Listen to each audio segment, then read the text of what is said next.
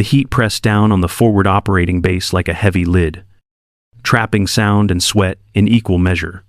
By 2:30 p.m., the air around the command building shimmered, and the generator outside hummed with a tired, mechanical patience that never seemed to break. Sandbags were stacked chest-high along the walls, and Jersey barriers funneled foot traffic into a narrow approach that left no room for wandering. The building looked plain, almost forgettable, which was exactly the point. At the front entrance, the entry control point sat exposed to the sun and the dust. A magnetometer stood under a faded canopy, next to a small table where badges were checked and returned in a steady rhythm. Boots scraped against gravel, identification cards flashed briefly, and the generator filled the gaps in conversation with its constant growl. Everything about the setup said routine. And routine had a way of making people careless. Sergeant Rebecca Beck Miller stood at the door, posture relaxed but alert, her eyes level with the line moving toward her. She was a United States Army military police sergeant, pay grade E5, assigned to access control for the day. To most people passing through, that detail barely registered. They saw a uniform, a clipboard, and a delay between themselves and cold air. Staff officers walked up with distracted impatience, already half inside the building before the check was complete. Contractors sighed loudly or joked under their breath about the door being guarded like it was a joke assignment. Someone muttered that her real job was keeping the air conditioning in, not keeping danger out. No one said it with cruelty. Just the casual confidence of people who assume nothing important ever happened at a doorway. Beck absorbed it all without reacting, because she had learned long ago that some kinds of disrespect were quieter than insults. The command building behind her housed briefings that shaped operations far beyond the wire. But the person controlling the threshold barely existed in the eyes of those entering. Her role was treated as simple, mechanical, and easily replaced. She stayed where she was, steady and professional, holding a line that mattered more than anyone seemed willing to admit. Rebecca Beck Miller did not learn awareness from manuals or classrooms. She grew up in a neighborhood where trouble announced itself quietly, long before voices were raised or fists were thrown. You learned who to avoid by the way they stood, how their eyes moved, and whether their hands stayed visible. Words mattered less than posture, and survival depended on noticing what other people missed. That background followed her into the United States Army, even though she rarely spoke about it. Inside her military police unit, she earned a reputation for being quietly strict and dependable. She enforced standards without raising her voice and never joked at the wrong time. She did not chase praise or try to stand out, which made her easy to overlook by people who mistook silence for weakness. What set Beck apart was not aggression but pattern recognition. She noticed small things that others filtered out as noise, like changes in breathing when stress spiked or eyes that never seemed to settle. She watched how weight shifted from one foot to another and how shoulders angled without reason. To her, these details were as clear as spoken warnings, even if she never explained them out loud. There was also a reason she trusted those instincts. Earlier in her career, she had lived through an insider attack that no one liked to talk about afterward. The memory stayed with her, not as fear, but as a constant reminder of how quickly normal routines could turn deadly. She did not replay it for drama or sympathy. She carried it as discipline. That experience did not make her reckless or eager for confrontation. It taught her that hesitation often caused more harm than mistakes made early. Beck understood that professionalism meant acting before danger became obvious to everyone else. The people passing her at the door saw a sergeant doing an easy job. They never asked who she was or how she learned to see what she saw. The line outside the command building grew thicker as the afternoon wore on. Staff officers moved with clipped urgency, already thinking about the briefing, waiting inside. Contractors and interpreters followed close behind, badges out, eyes on the door, all expecting a quick pass-through. No one lingered because lingering felt unnecessary. As the crowd tightened, patience thinned. People stepped closer to each other, closing gaps that had been there only minutes before. The rhythm of checks sped up without anyone saying it should. Speed felt efficient, and efficiency felt safe. Even though it quietly replaced caution, the magnetometer chirped as one person passed through. A brief sound that barely cut through the generator noise. Someone shifted, adjusted, and tried again. And the signal cleared. It was dismissed as a belt buckle or loose metal. The kind of explanation everyone accepted because it fit the routine. The line kept moving, relieved that nothing had slowed it down. Sergeant Rebecca Beck-Miller watched it all from her position at the door. The paperwork was flawless. Identification, clean and current. Access approved without hesitation. Yet something about the movement in front of her felt off in a way that forms and badges could not explain.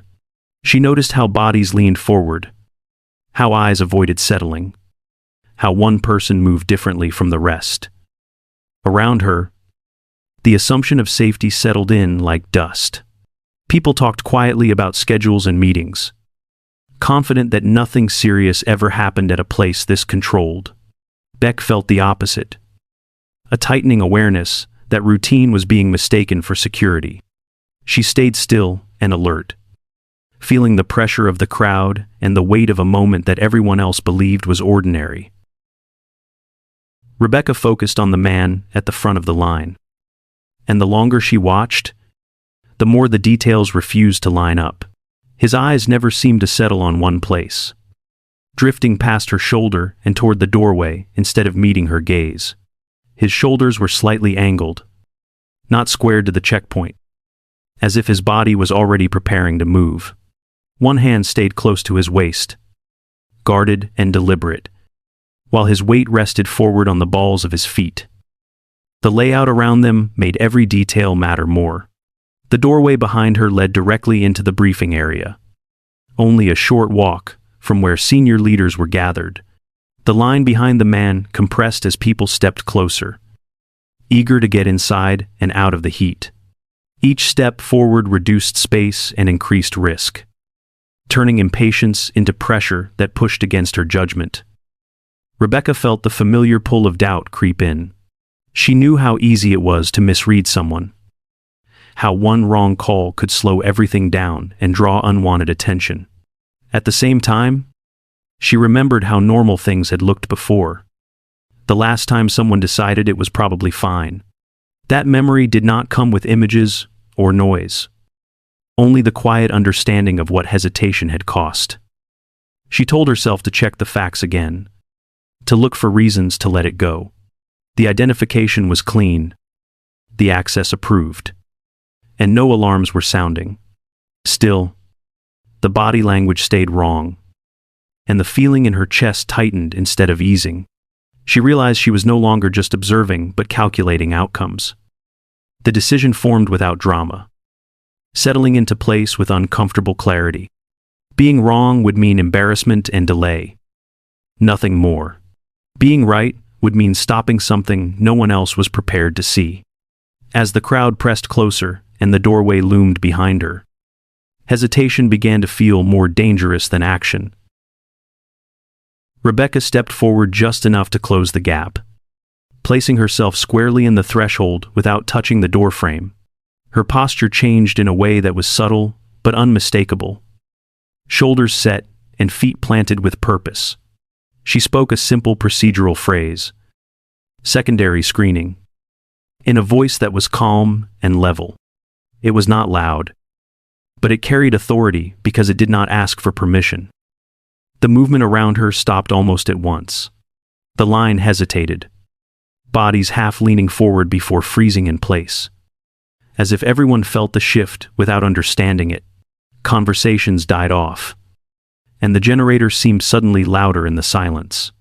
What had been routine only seconds before now felt exposed and fragile. The man in front of her did not relax when she spoke. Instead of stepping back or raising his hands, he tried to angle past her shoulder. pushing into the space she had just claimed. Rebecca adjusted without stepping away, turning her body to block the doorway while keeping her balance centered. Her hands stayed ready, not aggressive, but positioned with intent. This was not a challenge and not a confrontation for its own sake. The goal was time, nothing more. A pause long enough to regain control of the space and stop forward motion.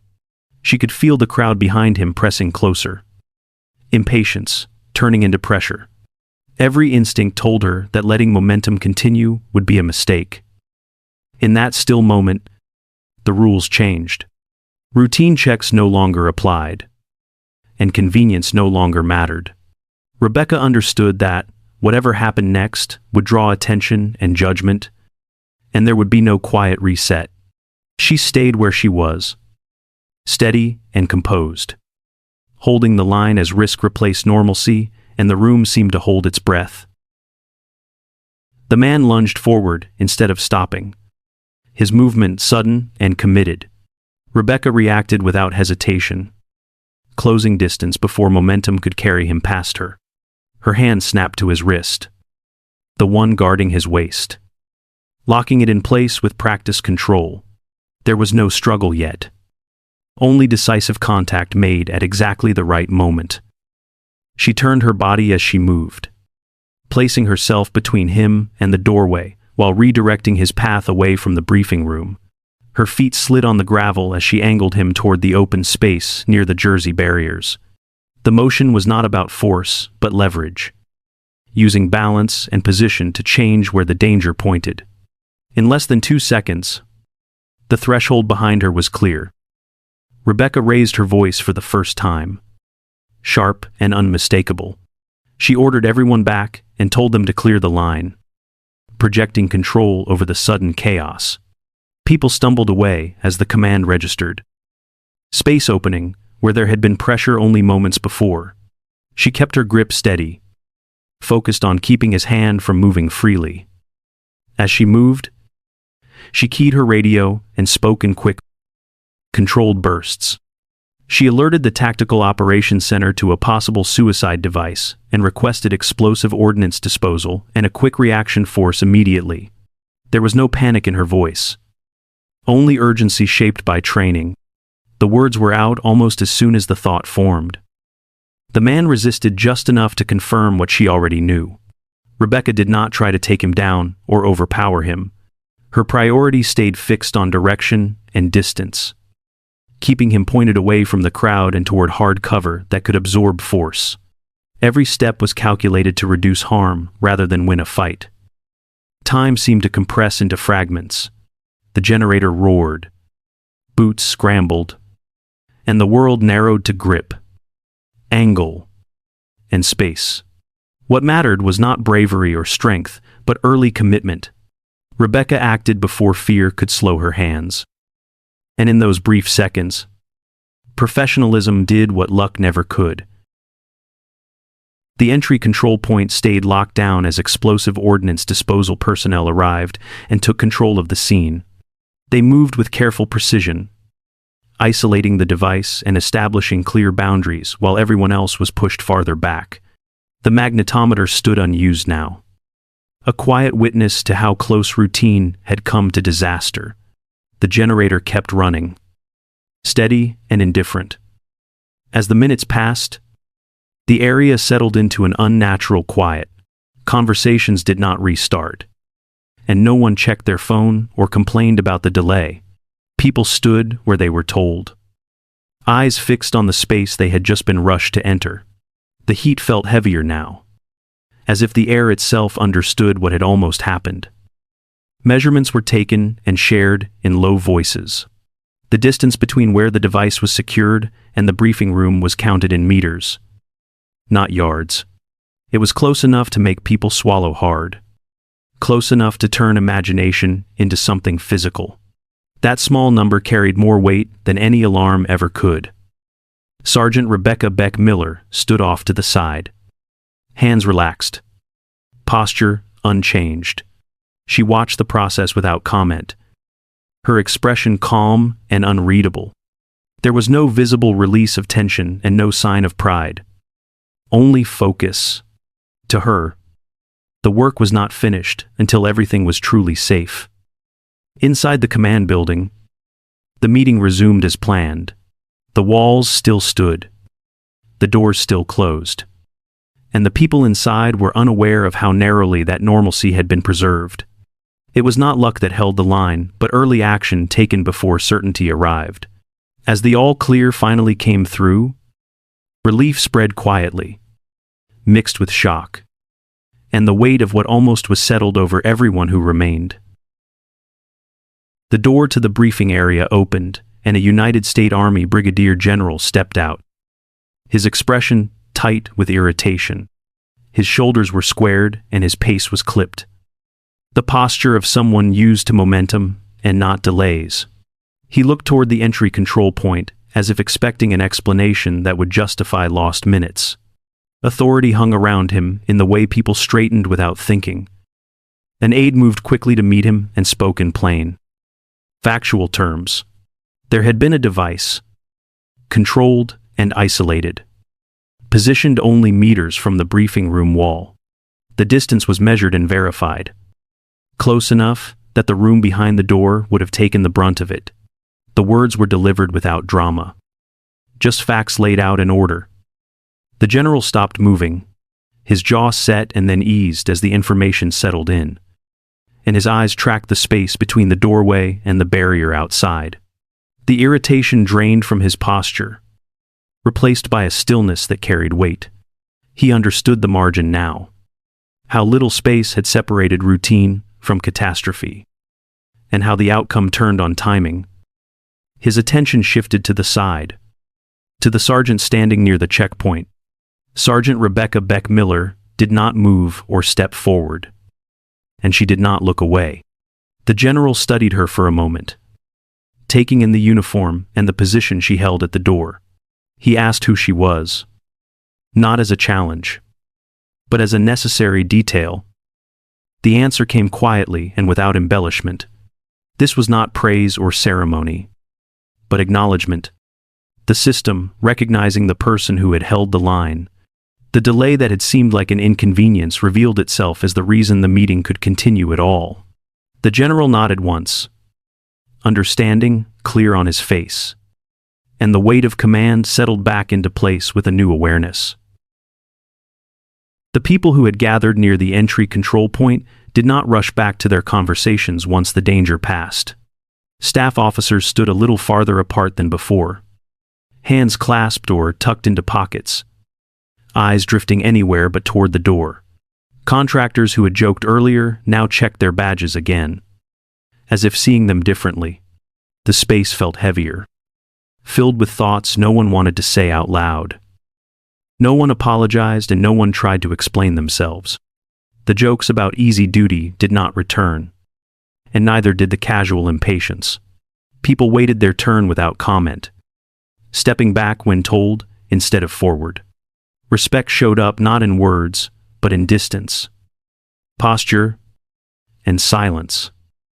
Sergeant Rebecca Beck Miller did not acknowledge the change. She returned to her position at the door and resumed her checks with the same steady rhythm as before. Her posture stayed relaxed but alert, eyes moving calmly from one person to the next. There was no expectation in her expression, no search for approval or recognition. The difference settled in the people passing through. They slowed their steps and met her gaze now, if only briefly. Each badge exchange carried a quiet understanding that had not been there earlier. They had mistaken her role for something small, and the realization sat uncomfortably with them. Rebecca remained unchanged, because she had never done the job for acknowledgement. The work was the work, and the door was still the door. What shifted was the awareness of those who moved through it. In the silence that followed, accountability replaced dismissal, and humility took the place of ease. The doorway looked the same after everything settled, plain and unremarkable, framed by barriers and routine. People passed through it every day without thinking about what it separated. Inside was safety, planning, and authority.